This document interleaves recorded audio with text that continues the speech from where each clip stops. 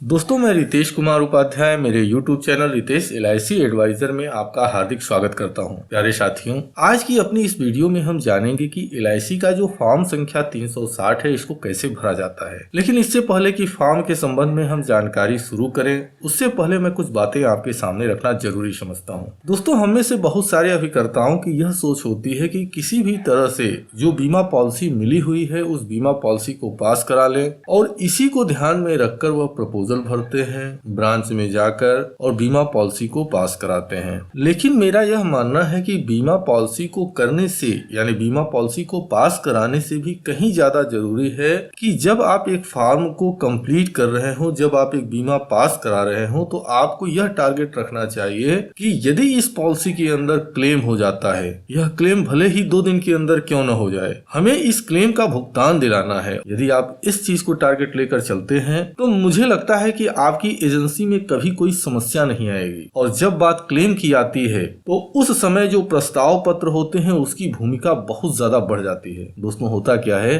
कि जब आप बीमा का फॉर्म भरते हैं, उस फॉर्म में आपने क्या भरा हुआ है, कितना सही है, कितना गलत है, इसकी कोई इंक्वायरी नहीं होती। लेकिन जैसे ही पॉलिसी में क्लेम आता है, उस क्लेम के समय आपका जो प्रपोजल फॉर्म आपने भरा हुआ है उस फॉर्म को LIC निकालती है और उसी के आधार पर इंक्वायरी करती है और इंक्वायरी करने के बाद LIC आपके फॉर्म के आधार पर ही डिसीजन लेती है। दोस्तों, IRDA ने नई गाइडलाइन जारी की 2019 में और 2020 में नए फॉर्म आ गए। यह जो फॉर्म है काफी लंबे हैं पहले की तुलना में और इसमें काफी कुछ बदलाव भी है। अब यहाँ पर है क्या कि फॉर्म में कई क्वेश्चन बढ़े हुए हैं। अच्छा, हर क्वेश्चन का अपना एक मतलब होता है। अगर आप क्वेश्चन को स्किप करके और अगर फॉर्म को आप भरते चले जाते हैं तो निश्चित रूप से यह समस्या का बड़ा सबब हो सकता है क्लेम के समय। तो दोस्तों, मैं तो यही कहूंगा कि यदि आप LIC के एजेंट हैं और यदि आपने फॉर्म संख्या 360 को पहले से भी भरा है तो भी मैं आपसे यही कहूंगा कि आप इस वीडियो को एक बार जरूर ध्यान से देखें। और यदि आप इस वीडियो को नहीं देखना चाहते हैं, विषय वह नहीं है,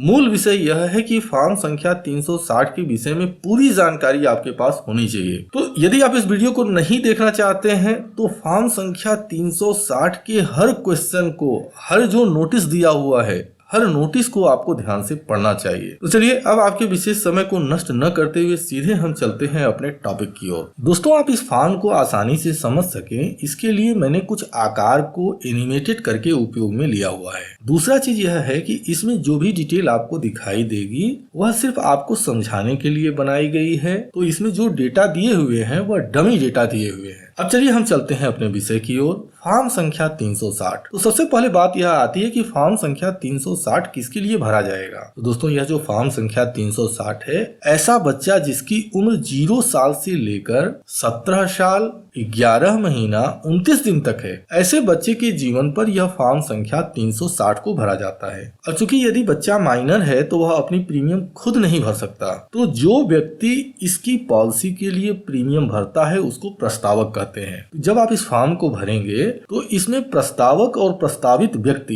ये 2 नाम आपको देखने को मिलेंगे। प्रस्तावक उस व्यक्ति को कहते हैं जो प्रीमियम भरता है और प्रस्तावित व्यक्ति का मतलब वह बच्चा है जिसके जीवन पर बीमा होता है, यानी जिसका रिस्क कवर चलता है। अब चलिए हम शुरू करते हैं फॉर्म को भरना। सबसे पहले आपको प्रस्तावक का यहाँ पर एक कलर फोटो लगाना होता है, जो कि हाल की फोटो हो ज्यादा अच्छा होगा। तो एक कलर फोटो आपको प्रस्तावक का, यानी जो व्यक्ति प्रीमियम भरेगा उसका आपको फोटो यहाँ पर लगाना है। इसके बाद जिस बच्चे का बीमा कर रहे हैं उस बच्चे की फोटो आपको यहाँ पर लगानी है। इसके बाद सबसे पहला ऑप्शन लिखा होता है मंडल, यानी आपकी जो ब्रांच है, जिस डिवीजन के अंतर्गत आती है, आपको अपनी डिवीजन यहाँ पर लिखनी है। तो चलिए हम अपनी डिवीजन यहाँ पर डाल देते हैं। हमारी डिवीजन वाराणसी है, हमने इसको यहाँ पर सबमिट कर दिया। इसके बाद आपको अपना ब्रांच यहाँ पर लिखना होता है। हमने अपना ब्रांच यहाँ पर नोट कर दिया, CBO2। इसके बाद अगला ऑप्शन जो है, इस अगले ऑप्शन में LIC ने कुल 7 तरह के इंस्ट्रक्शन दिए हुए हैं। यह इंस्ट्रक्शन फॉर्म को कैसे भरा जाएगा, उसके क्या नियम है, उसके विषय में बताया गया है। तो आइए संक्षेप में इसको समझ लेते हैं।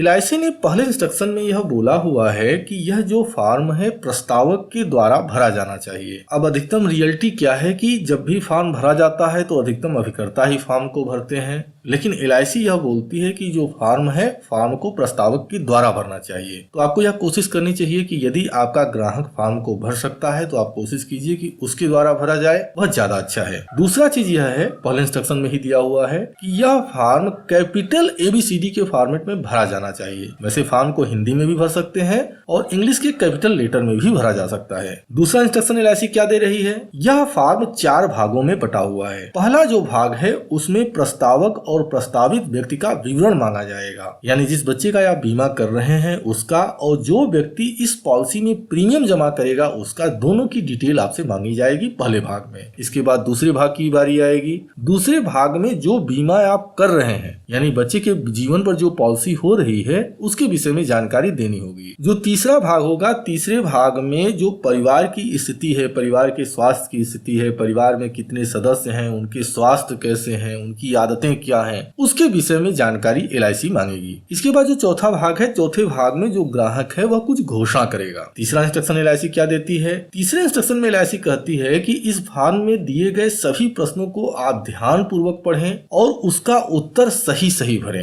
यानी एक बार जब प्रपोजल पास हो जाएगा तो आप इसको यह नहीं कर सकते हैं कि हमने इस चीज पर ध्यान ही नहीं दिया था। चौथे इंस्ट्रक्शन में LIC क्या कहती है, चौथे इंस्ट्रक्शन में LIC कहती है कि जहां जहां प्रस्तावक और प्रस्तावित जीवन का, यानी जो प्रीमियम जमा कर रहा है और जिसके जीवन पर बीमा हो रहा है, दोनों लोगों का सिग्नेचर मांगा जाता है, वहां पर आपको सिग्नेचर करना होगा। पांचवा इंस्ट्रक्शन LIC क्या दे रही है, पांचवें इंस्ट्रक्शन में LIC कहती है कि यदि इस फॉर्म को हिंदी या अंग्रेजी के सिवा किसी दूसरी भाषा में भरा जाता है या फिर इस फॉर्म में जो आपका प्रस्तावक है वह अंगूठा का निशान लगाता है, तो एक व्यक्ति इस फॉर्म के प्रति घोषणा करेगा। इसको और सरल शब्दों में समझ लीजिए, जैसे मान लीजिए इस फॉर्म को हिंदी भाषा में भरा गया है और जो आपका ग्राहक है वह जो सिग्नेचर कर रहा है हिंदी के सिवा दूसरे भाषा में कर रहा है, या फिर इस फॉर्म को अंग्रेजी में भरा गया है, आपका ग्राहक सिग्नेचर जो कर रहा है वह अंग्रेजी में न करके दूसरे भाषा में कर रहा है, या फिर आपका जो ग्राहक है वह अंगूठा का निशान लगाता है, तो ऐसी सिचुएशन में आपको इसमें कुछ घोषणा होगी, उस घोषणा को करना पड़ेगा। अब फॉर्म में जहां पर घोषणा करने का ऑप्शन आता है वहां पर हम इस जानकारी को शेयर करेंगे। अब चलते हैं अगले इंस्ट्रक्शन की ओर। LIC यहाँ पर अगला इंस्ट्रक्शन देती है कि जो भी आप उत्तर भर रहे हैं वह उत्तर पठनीय होना चाहिए। बहुत सारे प्रश्न ऐसे हैं जिसमें हाँ और नहीं का उपयोग करना होता है।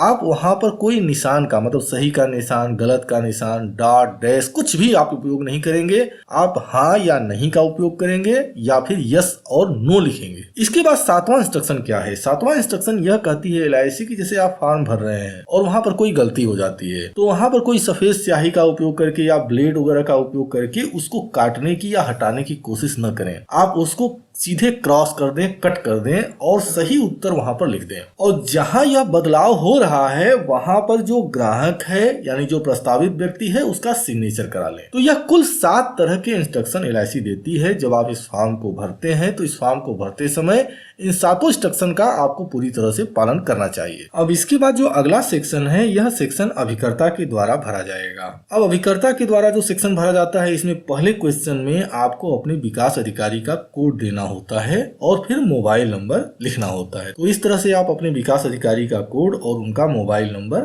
लिख सकते हैं। दूसरे क्वेश्चन के उत्तर में अभिकर्ता को अपना पूरा नाम, अपना एजेंसी कोड और मोबाइल नंबर नोट करना होता है। अब चूंकि यहाँ पर जगह बहुत ज्यादा नहीं होती है तो आप अपना नाम और एजेंसी कोड लिखकर छोड़ सकते हैं। यदि आपको नाम और एजेंसी कोड लिखने में भी दिक्कत हो रही है तो सबसे बेहतर यह है कि यहाँ पर आप अपना एजेंसी कोड साफ साफ लिखें, क्योंकि सबसे महत्वपूर्ण एजेंसी कोड है। तो चलिए हम यहाँ पर अपना नाम लिख दिए और एजेंसी कोड लिख दिए। तीसरे क्वेश्चन के उत्तर में आपको अपना लाइसेंस नंबर लिखना होता है। जब आप IRDA का एग्जाम देते हैं तो IRDA के द्वारा एक लाइसेंस इशू किया जाता है। यदि आप उस पर ध्यान देंगे तो वहाँ पर आपको आपका लाइसेंस नंबर आपको मिल जाएगा। तो जो आपका लाइसेंस नंबर है उसको आपको यहाँ पर नोट कर देना चाहिए। अब इसके बाद जब आप ध्यान देंगे तो यहाँ पर दिया हुआ है केवल कार्यालय उपयोग के लिए। अब यहाँ पर क्या है, यदि आप पॉलिसी जो कर रहे हैं वह BOC के जरिए कर रहे हैं तो आपको अपना BOC नंबर, BOC किस डेट में कटी है और उस BOC में कितना पैसा जमा हुआ है उस चीज को आपको यहाँ पर लिखना होता है। अब चलिए हम चलते हैं खंड 1 की ओर, यानी जो सेक्शन 1 है हम उसकी ओर चलते हैं। पहले सेक्शन में यह जो पहला ब्लिंक करता हुआ एरिया दिखाई दे रहा है, इस एरिया में प्रस्तावक की जानकारी देनी होगी। और यह जो दूसरी एरिया ब्लिंक करती हुई दिखाई दे रही है, इस एरिया में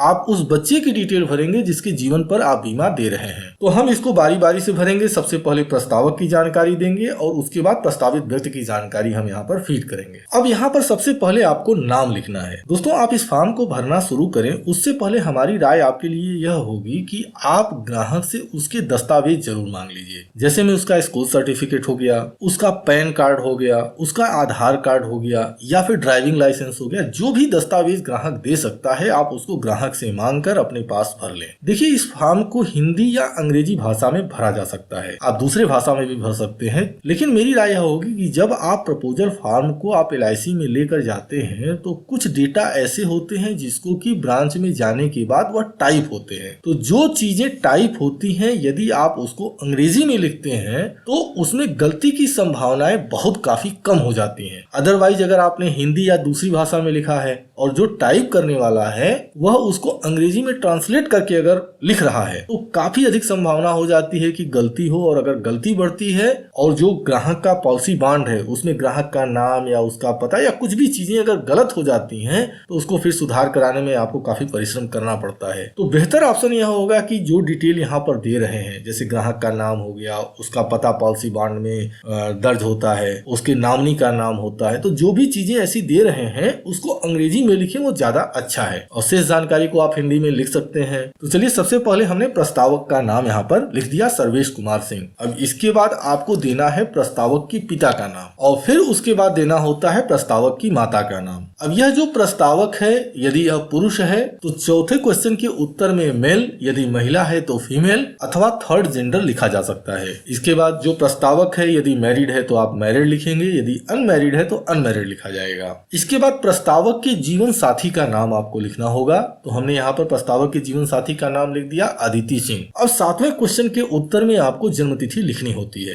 एक्चुअली होता क्या है कि जब आप बीमा करने के लिए जाते हैं तो ग्राहक हो सकता है कि पहले से भी अपने जीवन पर कुछ बीमा पॉलिसी लिया हो। कुछ एक जगह ऐसा देखने के लिए मिलता है कि ग्राहक की जो दूसरी पॉलिसी है उस पॉलिसी में जो उसकी डेट ऑफ बर्थ है वो कुछ और पड़ी हुई है और जो उसके सर्टिफिकेट है, जैसे स्कूल सर्टिफिकेट हो गया, उसका पैन कार्ड हो गया, उसका ड्राइविंग लाइसेंस हो गया, उसमें डेट ऑफ बर्थ कुछ और पड़ी हुई है। अब अधिकतम अभिकर्ता करते क्या है कि जो डेट ऑफ बर्थ उनके पुराने पॉलिसी में पड़ी हुई है वही डेट ऑफ बर्थ आप यहाँ पर डाल देते हैं। और सपोज दैट पुरानी जो पॉलिसी चली हुई है, सपोज दैट वो पॉलिसी 10 साल चली है और आप ये जो पॉलिसी कर रहे हैं यह पॉलिसी अभी नई फ्रेश पॉलिसी हो रही है और सपोज दैट 6 महीने के अंदर ही अगर पॉलिसी में क्लेम आ जाता है, फिर आप क्या कीजिएगा? ग्राहक तो अपने सारे दस्तावेज सबमिट करेगा। अब जो दस्तावेज सबमिट करेगा उसमें जो डेट ऑफ बर्थ है और आपने जो डेट ऑफ बर्थ भरा हुआ है इन दोनों में चेंजेस मिलेंगे, तो निश्चित रूप से ऐसे पॉलिसियों में क्लेम रुकने की संभावनाएं बढ़ जाती हैं। तो मेरी राय आपके लिए यह होगी कि आप जो ग्राहक की डेट ऑफ बर्थ है वह उसके सर्टिफिकेट में जो दी हुई है वही लिखें। और ऐसा नहीं है कि मैंने यह बोल दिया कि डेट ऑफ बर्थ आप यही लिखिए, तो जो उसकी पुरानी पॉलिसी है आप उसको छोड़ दीजिए, वह पॉलिसी नंबर भी दीजिए, लेकिन उसी के साथ आप ग्राहक को यह बोल भी दीजिए कि सर देखिए आपके सर्टिफिकेट में डेट ऑफ बर्थ कुछ और है और आपकी जो पुरानी पॉलिसी है उसमें डेट ऑफ बर्थ कुछ और है, तो इसको सुधार करा लीजिए। तो चलिए हम यहाँ पर ग्राहक की डेट ऑफ बर्थ डाल देते हैं। अब डेट ऑफ बर्थ डालने के बाद अगला ऑप्शन आता है एज का। अब होता क्या है कि LIC की कुछ पॉलिसियों में नियर बर्थ डेट मांगा जाता है तो कुछ पॉलिसियों में लास्ट बर्थ डेट मांगा जाता है। अब आपको यह देखना है कि आप जो पॉलिसी ग्राहक को बेच रहे हैं उस पॉलिसी में नियर बर्थ डेट मांगा गया है या लास्ट बर्थ डेट मांगा गया है। तो जो भी बर्थ डेट मांगा गया है उसके हिसाब से एज का कैलकुलेशन करके आपको 8वें क्वेश्चन के उत्तर में लिखना होता है। अब दोस्तों हो सकता है कि आपको नियर बर्थ डेट और लास्ट बर्थ डेट का कैलकुलेशन न करने आता हो, तो इसके लिए हमारे चैनल पर पहले से एक वीडियो पड़ी हुई है जिसका थंबनेल आपको अपने स्क्रीन पर दिखाई दे रहा है। इस वीडियो का जो लिंक है वीडियो के डिस्क्रिप्शन बॉक्स में मैं आपके साथ शेयर कर रहा हूँ। तो यदि आप नियर बर्थ डेट और लास्ट बर्थ डेट का कैलकुलेशन जानना चाहते हैं कि कैसे किया जाता है तो फिर आप इस वीडियो को देख सकते हैं। आपकी सुविधा के लिए इस वीडियो का जो लिंक है या जो हम वीडियो बना रहे हैं इस वीडियो के डिस्क्रिप्शन बॉक्स में हम आपके साथ शेयर कर देंगे। तो दोस्तों हमने चलिए कैलकुलेशन कर लिया और कैलकुलेशन करने के बाद 8वें क्वेश्चन के उत्तर में हमने 35 ईयर नोट कर दिया है। अब बारी आती है प्रस्तावित व्यक्ति की, यानी जो बच्चे का बीमा कर रहे हैं उसकी डिटेल देने की। तो हमने यहाँ पर बच्चे का नाम लिख दिया, बच्चे के पिता का नाम लिख दिया, बच्चे की माँ का नाम लिख दिया। चूंकि यह जो बच्चा है मेल चाइल्ड है तो हमने यहाँ पर मेल नोट कर दिया। इसके बाद फिर वैवाहिक स्थिति का आंसर आता है तो हम यहाँ पर लिख देते हैं अनमैरिड। जीवन साथी का पूरा नाम, यहाँ पर मैक्सिमम उत्तर लोग लिख देते हैं नो, नहीं, लेकिन दोस्तों इसके उत्तर में नो नहीं लिखा जाना चाहिए। अब चूंकि जिस बच्चे का बीमा कर रहे हैं इस बच्चे की उम्र 2 साल की है और 2 साल के बच्चे का विवाह हो ही नहीं सकता, तो हम नो लिखें या हाँ लिखें, दोनों ही उत्तर गलत होंगे। तो हमको यहाँ पर लिखना चाहिए नॉट अप्लाई, नॉट का एन और अप्लाई का ए, एन ए लिखकर इसके उत्तर को लिखना चाहिए। इसके बाद जो बच्चे की जन्म तिथि है उसका जो सर्टिफिकेट दे रहा है उसके आधार पर आपको बच्चे की डेट ऑफ बर्थ आपको यहाँ पर लिख देनी चाहिए और फिर वही नियर या लास्ट बर्थ डेट के अनुसार उसकी जो एज आती है उसको आपको यहाँ पर नोट कर लेना चाहिए। अब चलते हैं अगले पेज की ओर। तो दोस्तों इस समय आपको फॉर्म संख्या 360 का दूसरा पेज दिखाई दे रहा है। अब दूसरे पेज में 9वां क्वेश्चन है, इसमें आपको जन्म स्थान और शहर लिखना है। तो सबसे पहले हम प्रस्तावक की डिटेल भरेंगे और उसके बाद फिर बच्चे की डिटेल हम डालेंगे। तो प्रस्तावक का जो जन्म स्थान है हमने डाल दिया, ग्राहक से पूछा उसने बताया दरियापुर सुल्तानपुर यूपी, हमने नोट कर दिया है। ठीक इसी प्रकार से आप अपने ग्राहक से पूछकर लिख सकते हैं। 10वें क्वेश्चन में LIC जानना चाहती है कि आयु के लिए आप कौन सा प्रमाण पत्र सबमिट कर रहे हैं। तो हमने ग्राहक से स्कूल सर्टिफिकेट ले लिया है तो हम यहाँ पर लिख देते हैं स्कूल सर्टिफिकेट। ग्राहक जो अपनी एज प्रूफ दे रहा है उसको आपको यहाँ पर नोट करना चाहिए। सबसे पहले इसके लिए आपको प्रायोरिटी देनी चाहिए कि आप ग्राहक से स्कूल सर्टिफिकेट मांगे। यदि वह स्कूल सर्टिफिकेट देने में असमर्थ है तो फिर आपको ग्राहक से उसका पैन कार्ड या फिर ड्राइविंग लाइसेंस लेना चाहिए। तो जो भी आप एज प्रूफ लेते हैं उसको आप यहाँ पर नोट कर दें। 11वां क्वेश्चन राष्ट्रीयता का है, 12वां क्वेश्चन नागरिकता का है। तो हमने इन दोनों ही क्वेश्चन के उत्तर में इंडियन लिख दिया है। अब चलते हैं 13वें क्वेश्चन की ओर। 13वां क्वेश्चन पूछता है कि जो प्रस्तावक है और प्रस्तावित व्यक्ति है इनके बीच में संबंध क्या है। तो हमने इस तरह से फादर और सन लिखकर और हमने इन दोनों को ही मार्का कर दिया है। अब इसके बाद पत्राचार का पता लिखना है। तो अब आप बकायदा प्रस्तावक का जो पता है पत्राचार का उसको आप यहाँ पर नोट करेंगे। आपको ध्यान यह रखना चाहिए कि जो पता आप यहाँ पर लिखेंगे वही पता पॉलिसी बॉन्ड में अंकित होगा। तो इस पते को ध्यान पूर्वक लिखें और जब यह पूरा पता आप लिख चुके होते हैं फिर आप ग्राहक का मोबाइल नंबर या फिर अगर लैंडलाइन नंबर अगर वो यूज करता है तो उस नंबर को आपको यहाँ पर लिख देना चाहिए। 15वां क्वेश्चन में LIC ग्राहक का अस्थायी पता मांगती है। तो यदि ग्राहक का अस्थायी पता कुछ और है यानी ग्राहक जहां रह रहा है वह उसका अस्थायी निवास नहीं है तो 15वें क्वेश्चन के उत्तर में आप उसका अस्थायी निवास पूरा नोट कर देंगे। अब यहाँ पर भी कभी कभी छोटी छोटी मुश्किलें आती हैं। ग्राहक एड्रेस प्रूफ के लिए जो सर्टिफिकेट दे रहा है उसमें जो एड्रेस दिया हुआ है या तो पत्राचार के पता के लिए लिखा जाना चाहिए या तो अस्थायी पता के लिए लिखा जाना चाहिए। यानी 14वां या 15वां क्वेश्चन के उत्तर में किसी भी एक जगह पर वह पता होना जरूरी है। जो आप एड्रेस प्रूफ दे रहे हैं उसमें जो जैसे पता लिखा हुआ है वैसे लिखा जाना चाहिए। अब जब आप प्रस्तावक की यह सारी डिटेल भर चुके होते हैं तो उसके बाद हम चलते हैं अब जिस बच्चे का बीमा कर रहे हैं उसकी डिटेल के लिए। तो बच्चे का जन्म पांडेपुर वाराणसी में हुआ है तो हमने इसको नोट कर दिया। इसके बाद ठीक इसी तरह से बच्चे की भी डिटेल हम यहाँ पर सबमिट कर देंगे। उसका पता, जो आयु प्रमाण पत्र प्रस्तुत कर रहे हैं बच्चे का, वह सारी चीजें हम यहाँ पर डाल देंगे। अब इसके बाद पेज संख्या 2 पर हम नीचे की ओर चलते हैं। तो 16वां क्वेश्चन आता है कि आवासीय स्थिति क्या है। यानी यदि आपका जो ग्राहक है वह भारत के सिवा कहीं और किसी देश में रहता है तो उसकी जानकारी यहाँ पर 16वें क्वेश्चन के उत्तर में आपको देनी होती है। तो यदि वह भारत के अलावा कहीं और रहता है तो उसका जो एड्रेस है वह 17वें क्वेश्चन के उत्तर में लिखा जाता है। तो चूंकि हमारा जो ग्राहक है वह इंडिया का निवासी है, इंडियन है, तो हम यहाँ पर नॉट अप्लाई लिखकर इस तरह से मार्का कर देते हैं। अब चलते हैं सेकेंड ऑप्शन की ओर। अगला क्वेश्चन कहता है क्या आपकी आयकर निर्धारित होती है। यानी यदि आपका ग्राहक इनकम टैक्स पेई है तो आप हाँ लिखेंगे और यदि पेई नहीं है तो आप नो लिखेंगे। हमारे केस में ऐसा नहीं है तो हमने नो लिखा है। ठीक इसी तरह से आप भी फॉर्म में भर सकते हैं। बच्चे के साथ भी सेम सिचुएशन है तो हमने नो लिख दिया है। इसके बाद दूसरे क्वेश्चन के उत्तर में आपको पैन नंबर लिखना है। तो आप ग्राहक से पैन नंबर ले लीजिए और वह नंबर को आप यहाँ पर नोट कर दीजिए। अब चूंकि बच्चे का पैन कार्ड नहीं बना हुआ है तो हमने यहाँ पर नो लिख दिया है। यदि आपके केस में बच्चे का भी पैन कार्ड है तो आप यहाँ पर बच्चे का पैन नंबर नोट कर सकते हैं। अब चलते हैं अगले क्वेश्चन की ओर। तीसरा क्वेश्चन यह कह रहा है कि यदि ग्राहक पैन कार्ड नहीं दे रहा है तो जो तीसरा क्वेश्चन है उसमें आपको ग्राहक से एक पहचान पत्र लेना होगा। और यदि आपके ग्राहक ने पैन कार्ड दिया हुआ है तो तीसरा क्वेश्चन का उत्तर भरने की जरूरत नहीं है। अच्छा है क्या? कि आपके ग्राहक ने पैन कार्ड नहीं दिया है और तीसरा क्वेश्चन का उत्तर आपको भरना है और तीसरे क्वेश्चन का उत्तर भरने के लिए ग्राहक ने आपको आधार कार्ड दिया हुआ है। तो जो आधार कार्ड है उसमें कुल 12 डिजिट होते हैं, तो जो आखिरी के 4 डिजिट होते हैं आईडी नंबर में वह सिर्फ आखिरी के 4 डिजिट भरने होंगे। अब ये कैसे किया जाता है, चलिए हम इसको देख लेते हैं। तो पहचान पत्र के प्रमाण में हमने लिख दिया आधार कार्ड और जहां आईडी नंबर की बारी आई हमने यहाँ पर क्रॉस कर दिया और लास्ट में 9999 लिख दिया। ठीक इसी तरह से आप नोट करेंगे। अब इसके बाद अगला ऑप्शन है एक्सपायरी डेट। तो दोस्तों होता क्या है ना कि अगर आप ड्राइविंग लाइसेंस को ध्यान देंगे तो ड्राइविंग लाइसेंस की एक एक्सपायरी डेट होती है। तो यदि आप ऐसा कोई दस्तावेज ले रहे हैं जिसकी कोई एक्सपायरी डेट है तो जो डेट होगी पहचान पत्र की समाप्ति तिथि में उस डेट को आप लिखेंगे। क्योंकि हमारे केस में ऐसा नहीं है तो हम यहाँ पर नो लिख देते हैं। अब हम चलते हैं बच्चे की ओर। तो चूंकि बच्चे का आधार कार्ड नहीं बना हुआ है हम नॉट अप्लाई लिख देंगे। यदि आपके केस में आधार कार्ड बना हुआ है या दूसरे कोई दस्तावेज बने हैं